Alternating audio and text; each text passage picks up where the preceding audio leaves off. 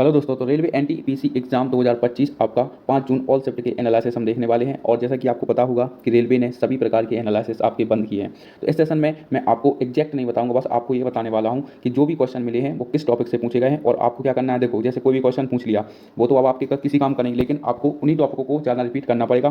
क्योंकि मैं रेलवे की आपको खासियत बात बता दूँ, यदि मान लो उसने मुगल काल से अकबर से कोई क्वेश्चन पूछा तो लगातार वो आपका मुगल काल से क्वेश्चन पूछता रहेगा एक क्वेश्चन, ठीक है। तो ऐसा रिपीटेशन होता है रेलवे में और यही प्रक्रिया लास्ट तक चलती रहती है। तो सबसे ज़्यादा जो महत्वपूर्ण रहने वाला है वो आपका किन टॉपिक से सबसे ज़्यादा क्वेश्चन आपसे पूछ रहे हैं और आपको किन टॉपिकों को मजबूत करना है जिससे कि आपको ज़्यादा फायदा मिले, मतलब नंबर ऑफ वेटेज कितना रहा है आज के एग्जाम में। बात करें तो आपकी कौन कौन सी शिफ्ट, पहली और आपकी दूसरी और तीसरी, तीनों शिफ्ट का एनालिसिस इसमें होने वाला है। एकदम सटीक एनालिसिस होगा कि कितने क्वेश्चन किस सब्जेक्ट से आपके पूछे गए हैं और यकीन मानना यही आपका जो सर्कल रिपीट होने वाली है अगले कुछ दिनों तक, ठीक है। तो यह आपके एग्जाम पॉइंट ऑफ व्यू से बहुत इंपॉर्टेंट होगी। तो स्टार्ट करते हैं आज के हमारे सेशन को।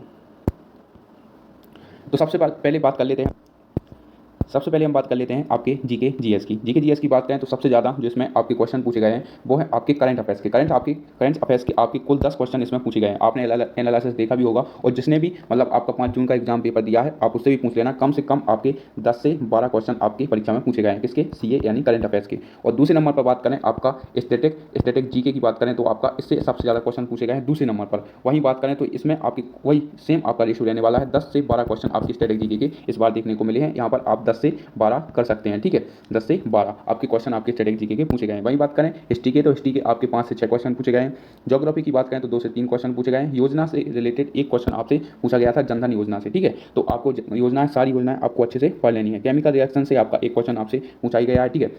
इंडियन पॉलिटी से आपसे अच्छे खासे क्वेश्चन पूछे जा रहे हैं, जैसे आपका जितने भी आपके फंडामेंटल राइट्स हैं वो सब आपको अच्छे से पढ़ के जाना है और जितने भी आपके संविधान संशोधन हैं उनको भी आपको अच्छे से पढ़ के जाना है। और यह आपकी संख्या कम से कम 4 से 5 रहने वाली है आपकी किसकी? इंडियन पॉलिटी की। किसी किसी में आपके 2 से 3 है, इसलिए मैंने 2 से 3 रखा है। लेकिन जब मैंने आपके 2 शिफ्टों का एनालिसिस और अच्छे से किया तो उसमें आपका 4 से 5 क्वेश्चन आपके पूछे गए हैं। तो पॉलिटी की बात करें तो 4 से 5 क्वेश्चन आपके इसमें बन रहे हैं। और साइंस की बात करें तो साइंस में आपके 7 से 8 क्वेश्चन आपको देखने को मिले हैं आज की शिफ्ट में।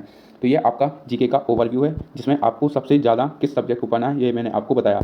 अब हम बात कर लेते हैं आपको किन टॉपिकों पर ज़्यादा ध्यान देना है। सबसे पहले आपको करंट अफेयर्स पढ़ना है। करंट अफेयर्स की बात करें तो कितने साल तक आपका पूछ रहा है, मतलब कितना पुराना आपका पूछा है। तो इसमें आपका आप मान सकते हैं 2024 से लेकर आपका एक दो क्वेश्चन खाली आपको 2023 के देखने को मिले हैं। बाकी आप बात करें तो 2024 से लेकर आपका मार्च 2025 तक आप करंट अफेयर्स पूरा कर लीजिए, आपके सारे क्वेश्चन आपके बन जाएंगे, ठीक है। एक क्वेश्चन है बहुत सुपर जो 2023 का आपसे पूछा जाए। बाकी आपका बात करें 2024 से लेकर आप मार्च 2025 तक सारे करंट अफेयर्स पढ़ डालिए। इसी से आपके क्वेश्चन आपको फंसने वाले हैं करंट अफेयर्स के। और वहीं बात करें स्टैटिक जीके के, तो स्टैटिक जीके में आप सबसे ज़्यादा लोकनृत्य, फोक डांस, ये सारे आप देख लीजिए क्वेश्चन, इन्हीं से क्वेश्चन आपके बन रहे हैं। अब आगे चलते हैं और अब हम बात कर लेते हैं किस पर?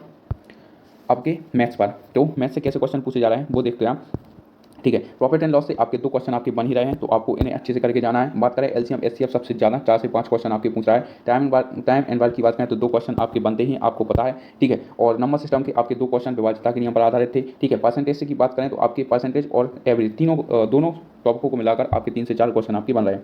मेंसुरेशन से आपके 2 क्वेश्चन थे। टाइम स्पीड एंड डिस्टेंस से आपके 2 क्वेश्चन थे। एलजेब्रा एवं सिंप्लीकेशन, इसकी मैं अगर आपसे बात करूं तो सबसे ज़्यादा इसी के क्वेश्चन आपको देखने को मिले हैं। वो भी कितने, वो मैं आपको बता देता हूं। सिंप्लीकेशन से आपके बहुत किसी शिफ्ट में 4 से 5 क्वेश्चन आपके बने हैं। बच्चों ने बताया कि आपके 4 से 5 क्वेश्चन किसके? सिंप्लीकेशन के 4 से 5 क्वेश्चन तक आपको देखने को मिले हैं। आप यकीन नहीं करेंगे, सिंप्लीकेशन के 4 से 5 क्वेश्चन तक आज की शिफ्ट में बने हैं। अब आगे बात कर लेते हैं आपके कंपाउंड इंटरेस्ट के और एसआई सीआई की बात करें तो आपके 1 से 2 क्वेश्चन आपके पक्के हैं, ठीक है। 3 भी हो सकते हैं, ठीक है, क्योंकि आपके 2 सीआई के हो सकते हैं, 1 एसआई का हो सकता है, कभी आपके 2 एसआई के हो सकते हैं, 1 सीआई का हो सकता है। एवरेज की बात कर लेते हैं 3 से 4 क्वेश्चन। और सिंप्लीकेशन के मैंने अभी आपको बताया 3 से 4 क्वेश्चन आपके पक्के हैं। ज्योमेट्री का आपका 1 क्वेश्चन था। और एडवांस और अरिथमेटिक की बात कर लेते हैं तो अरिथमेटिक के क्वेश्चन आपको इस बार देखने को मिल रहे हैं वो आपके कम से कम 22 से 25, ठीक है। और 5 क्वेश्चन केवल आपके 5 से 7 क्वेश्चन कह सकते हैं या 8 कह लो आप, 5 से 8 क्वेश्चन केवल आपको एडवांस के इसमें देखने को मिले हैं, ठीक है। तो ज़्यादा रेशो नहीं है, एकदम इजी लेवल है, ठीक है। क्योंकि उन्हें सबसे ज़्यादा जो अच्छा लेवल करना होगा वो CBT 2 में करना होगा। CBT 1 में उन्हें ज़्यादा लेवल हाई नहीं करना पड़ेगा, ठीक है। तो उस चीज़ से आप निश्चिंत रहना। आगे बात कर लेते हैं अब हम रीजनिंग की। तो रीजनिंग की बात करें तो पजल्स और सिटिंग अरेंजमेंट जरूर पढ़ के जाना, क्योंकि ये आपके 3 से 4 क्वेश्चन आपके पक्के करने ही वाले हैं, ठीक है। इसे भूलना मत, 3 से 4 क्वेश्चन आपके पक्के होने वाले हैं। ब्लड रिलेशन से आपके 2 क्वेश्चन, सिलोगिज्म से आपके बनते हैं, हर एक परीक्षा में बनते हैं 1 से 2 क्वेश्चन। एनालॉजी क्लासिफिकेशन से 3 से 4 क्वेश्चन, ठीक है। और नंबर सिस्टम की बात करें 2 से 3 क्वेश्चन, नंबर सिस्टम नहीं, number series, okay. Coding recording से आपके 3 से 4 क्वेश्चन है, और डायरेक्शन से आपका 1 क्वेश्चन है। और एंड आउट से आपके कितने, 1 से 2 question. Fold paper and folding से आपका 1 क्वेश्चन, और मिसिंग इन टर्म से 1 क्वेश्चन, और काउंट एंड फिगर से किसी सब्जेक्ट में 2, किसी में 1, तो किसी में 3 तक आपके क्वेश्चन देखने को मिले हैं, ठीक है। तो ये था आपका किसका, रीजनिंग का, ये था आपका रीजनिंग का एनालिसिस। उम्मीद है आपको एनालिसिस अच्छा लगा होगा, और सबसे ज़्यादा आपको इन्हीं टॉपिकों पर ज़्यादा ध्यान देना है, क्योंकि इन्हीं का पैटर्न जो है आगे फॉलो किया जाएगा। जितना भी, जिनके भी 6 से 10 तारीख तक या अब लास्ट तक एग्जाम है, वो इनका जरूर फॉलो करें, क्योंकि रेलवे में ज़्यादा वो मेहनत नहीं करते हैं पेपर बनाने में, ठीक है। ज़्यादातर वो पीवीएस ये चीज़ें उठाते हैं, और जो पैटर्न शुरू में लागू होता है वो लास्ट तक लागू रहता है, ठीक है। तो ये आज का एनालिसिस था, आप कमेंट में ज़रूर बताना, ठीक है। और यदि आपको कल का एनालिसिस चाहिए तो भी आप कमेंट में बता सकते हैं। मिलते हैं अगले सेशन में अगले वीडियो के साथ।